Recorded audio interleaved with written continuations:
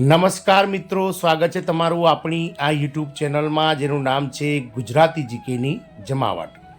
તો મિત્રો, નવા વર્ષની શરૂઆત થઈ ગઈ છે ને 1 જાન્યુઆરી 2025થી જ્યારે નવું વર્ષ શરૂ થઈ ગયું છે ત્યારે હવે કેન્દ્ર સરકારના વિવિધ કર્મચારી, પેન્શનર્સો વગેરે સરકાર સામે 8મા પગાર પંચના ગઠનને લઈ અને રાહ જોઈ રહ્યા છે। તો 8મો પગાર પંચ ટૂંક સમયમાં લાગુ થઈ શકે છે। જાણો હવે 8મા પગાર પંચમાં કેટલો પગાર વધશે, કેટલું પેન્શન વધશે અને સાથે જ શું હશે મિત્રો ફિટમેન્ટ ફેક્ટર અને શું સરકાર 1 જાન્યુઆરી 2026 તેના નિયત સમયે 8મા પગાર પંચને લાગુ કરશે કે નહીં, તેને લઈ અને વિડીયોમાં વિગતવાર ચર્ચા કરીએ। તો વિડીયોના અંત સુધી તમે બન્યા રહો। જો ચેનલમાં નવા હોવ તો અમારી ચેનલને લાઇક, શેર, સબસ્ક્રાઇબ કરી બાજુમાં રહેલું બેલ આઇકોન દબાવીને ઓલ નોટિફિકેશન ઓન કરવાનું ભૂલશો નહીં, જેથી કરીને ચેનલ પર મૂકવામાં આવતા ભરતીઓના નોટિફિકેશન, ભરતીઓના પરિણામ તેમજ જીકેને લગતા વિડીયો અને સરકારી કર્મચારી, પેન્શનર્સ યોજનાઓને લગતા આવા પરિપત્રો તમને સરળતાથી ચેનલના માધ્યમથી ઉપલબ્ધ થઈ જાય। તો હાલમાં મિત્રો દેશભરમાં તમામ કર્મચારી અને પેન્શનર્સોને 7મા પગાર પંચ અંતર્ગત પગાર અને પેન્શન મળી રહ્યા છે।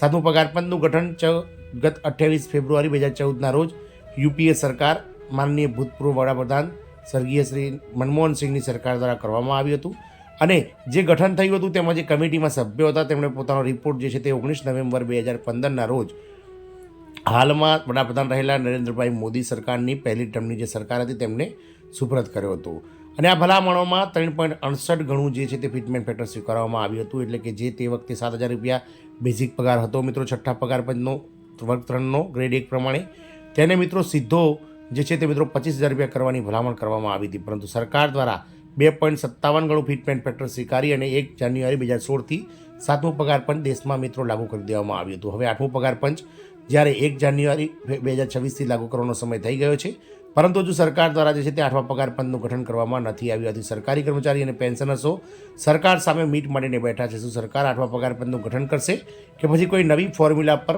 કર્મચારીના પગાર વધશે, એ તો મિત્રો આવનારો સમય જ બતાવશે, પરંતુ આશાઓ એવી સિવાય રહી છે કે આગામી વર્ષ 2025-26નું જે પૂર્ણ કદનું બજેટ 1 ફેબ્રુઆરી 2025ના રોજ સંસદમાં રજૂ થવાનું છે।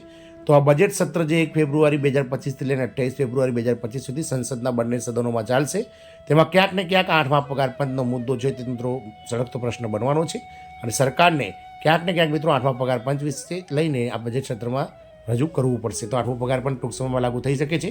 જાણો કેટલો વધશે પગાર અને કેટલું વધશે પેન્શન, 8મા પગાર પંચની લેટેસ્ટ અપડેટ જાણીએ।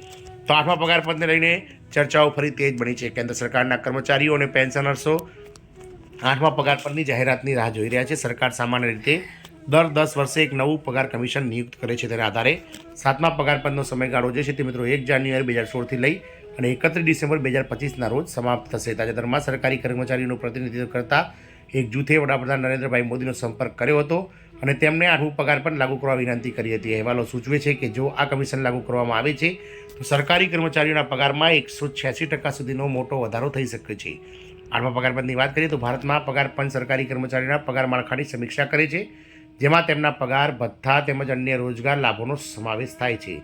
પગાર કમિશન માળખામાં ફેરફારની ભલામણ કરે છે, જે આર્થિક સ્થિતિ અને જીવન ખર્ચના આધારે પેન્શનને પણ અસર કરે છે, જેથી તે સુનિશ્ચિત કરી શકાય છે કે તે લાભાર્થીઓ માટે ન્યાયી છે। સરકાર સામાન્ય રીતે દર 10 વર્ષે પરમ પગાર પંચ બનાવે છે।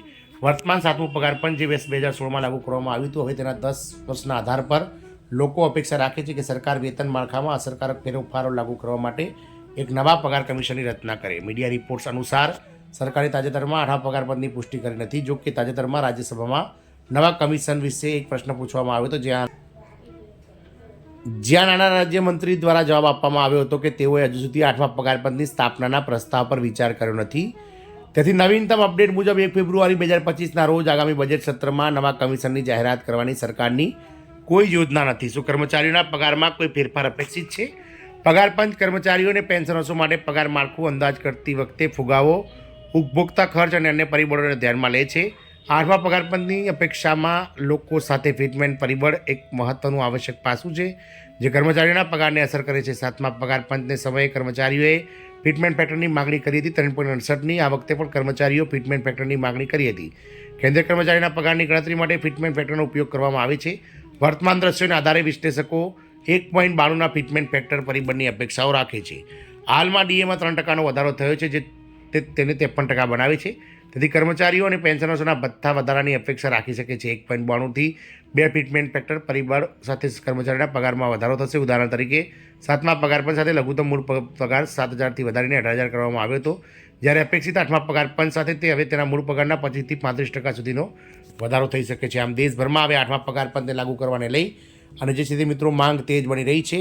સરકાર પર પણ દબાણ વધી રહ્યું છે, કારણ કે વિવિધ કર્મચારી યુનિયનો સાથે પેન્શન યુનિયનો અને તમામ જે એસોસિએશનો છે તેઓ મિત્રો સરકાર સમક્ષ વાત કરી રહ્યા છે. હમણાં તાજેતરમાં જ મિત્રો JCM જોઈન્ટ કન્સલ્ટેટિવ મિશનરીના અધિકારી સચિવ શ્રી શિવગોપાલ મિશ્રા દ્વારા પણ સરકારને પત્ર લખીને એક જાહેરાત કરવામાં આવી છે. JCM એ સરકાર અને કર્મચારીઓ વચ્ચે એક સેતુ તરીકે કામ કરે છે, જે કર્મચારીઓના પ્રશ્નોને સરકાર સુધી પહોંચાડી અને તેનો હલ કરે છે. અને JCM પણ હવે સરકારી કર્મચારીઓ માટે 2.86 ગણું જે છે તે મિત્રો ફિટમેન્ટ ફેક્ટર માગી રહી છે. જોવાનું એ રહેશે કે સરકાર 8મા પગારપંચને લઈ અને બજેટ સત્રમાં કોઈ રજૂઆત કરે છે કે નહીં. અને ફિટમેન્ટ ફેક્ટર જે કર્મચારીઓ 3.68 ગણું માગી રહ્યા છે, તેમાં સરકાર 7મા પગારપંચની અંતર્ગત 2.57 જેટલું સ્વીકારશે. જો આમ થશે તો મિત્રો કેન્દ્રીય કર્મચારીઓ અને પેન્શનર્સોના પેન્શનમાં જે છે તે મિત્રો મસ્ત મોટો વધારો થશે. હાલમાં જે 18,000 રૂપિયા બેઝિક પગાર છે વર્ગ 3ના ગ્રેડ 1નો, તે વધીને મિત્રો 51,000 રૂપિયા સુધી થઈ શકે છે. જો 1.86 ગણું ફિટમેન્ટ ફેક્ટર આપવામાં આવે, 1.92 ગણું, તો કર્મચારીઓના પગારમાં 186% એટલે કે લગભગ 34,000 રૂપિયા જેવો બેઝિક પગાર થશે. જોવાનું એ રહેશે કે સરકાર આખરે કયા ફિટમેન્ટ ફેક્ટર ઉપર જે છે તે સંમતિ સાધે છે. અને JCM સાથે વાત કરીને આગામી બજેટ સત્રમાં જો સરકાર દ્વારા 8મા પગારપંચને લઈને મિત્રો રચના કરવામાં નહીં આવે તો ક્યાંક ને ક્યાંક સરકારી કર્મચારી પેન્શનર્સ યુનિયનો આગામી સમયમાં દેશભરમાં ઉગ્ર દેખાવો કરવા માટે જે છે તે મિત્રો તૈયારીઓ શરૂ કરશે. તો સરકાર દ્વારા 8મા પગારપંચને લઈને જે ઉદાસીનતા દેખાવામાં આવી રહી છે, તેને લઈ અને શું મિત્રો આવતા સમયમાં સરકારને કંઈક પરિણામ ભોગવવું પડશે કે નહીં, એ તો સમય જ બતાવશે. જય હિન્દ, અસ્તુ.